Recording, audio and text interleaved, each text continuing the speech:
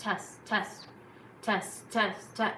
Listen, cute vision boards are great, but they're not going to be the sole reason why you reach your goals as a performer in 2024. Here's the path that I would take, whether I was straight out of college or coming from a different career entirely, so I can set myself up for a dreamy, beautiful life as a performer. Number one is kind of a super unpopular opinion. That's actually to work a full-time job for 1 to 3 years. You've probably heard all over the internet that full-time jobs are traps, but to a performer looking to pay their rent and fund their future projects, that's free money, that's free learning, free business school, plus salary and benefits. Call me crazy, but I think full-time jobs are actually a great career move as long as you have a strategy behind it. If you were to do this, step one would be spend a day working the 9-to-5 job. Remember, this is remote, so you're not gonna have to go anywhere. Use working from home as a reason to stay healthy. Go to the gym, make yourself your own food, your smoothies, pet your cats for extra dopamine. There's no excuse to not be as healthy as you can be when you're working from home. You're going to need your health, not just for obvious reasons, but because being a performer and designing the life of your dreams requires you to be at tip-top shape, which includes having a body and a mind that's working for you, not against you. Step number 2 is to open a high-yield savings account and set up automatic transfers. If you don't know, a high-yield savings account is a savings account that typically has higher interest rates compared to traditional savings accounts, fluctuating with the market, of course. Usually traditional savings accounts have like a 1% interest rate, but high-yield savings account, I've had up to like 5% before, which are deposited into my account every month. So of course, the more money you're gonna have in there, the more money you're gonna get in interest. I would set up 2 automatic transfers. I would do one for personal goals that would come out on like Mondays, and then I would do one for professional goals that would come out like a little later on Thursdays, just to make sure I'm spanning it out properly throughout the week. Remember, you're gonna have a consistent paycheck now, so there should not be any issue with having the same amount of money coming out every week. It should feel like it's not even happening. Figure out the maximum amount of money you could be putting away while still having this comfy and fun life, and just watch your savings grow without even thinking about it. So when the workday ends, you're gonna start following your systems for your 1-month artistic goals. I suggest starting with 1-month goals because they're really easy to visualize. I actually don't do year goals at all because I can't imagine where I'm gonna be a year from now, especially as a musician, as an artist. Life changes all the time.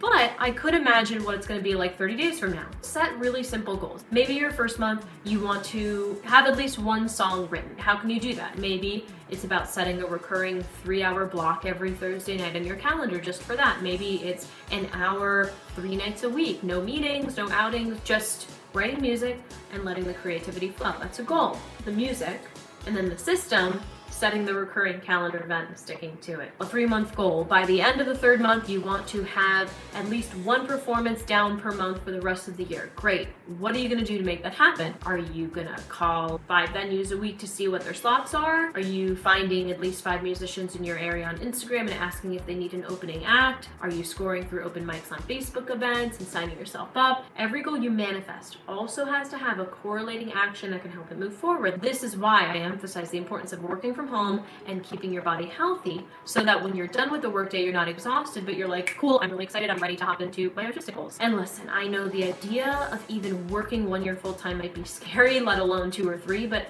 think about 1 year, what that looks like consistently putting money into a savings account, working on mini goals every month. That is going to put you so far ahead of people who are still trying to scrape by in minimum wage jobs. Just remember that, okay? Patience is a virtue.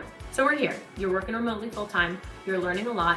You're getting paid fairly. Now we're on to step 2, which is to start a scalable business. We have a full-time job. We have a savings account.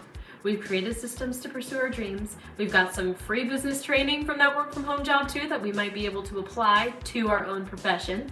So much so, in fact, that we can actually start applying what we've learned to our own business. In this step, before we start creating our own artistic business, we need a business that will actually make us more money than our full-time gig. Get paid more, work less. The reason why I talk about doing this instead of like maybe staying in a full-time job is because when you're staying in a full-time job, it's not as easy to give yourself raises. Like you might get a raise, like a 1% raise at the end of every year, but if you truly want to build a scalable business, as a freelancer, I can change my rates at any time. When I feel like I'm more capable of doing something, I'm going to charge more for that. Working less and getting paid more, I know that sounds like too good to be true, but it's not. You just need a strategy. Here are a few examples of how this could specifically work for artists and performers. Teaching students. You can start this on the side of your full-time job.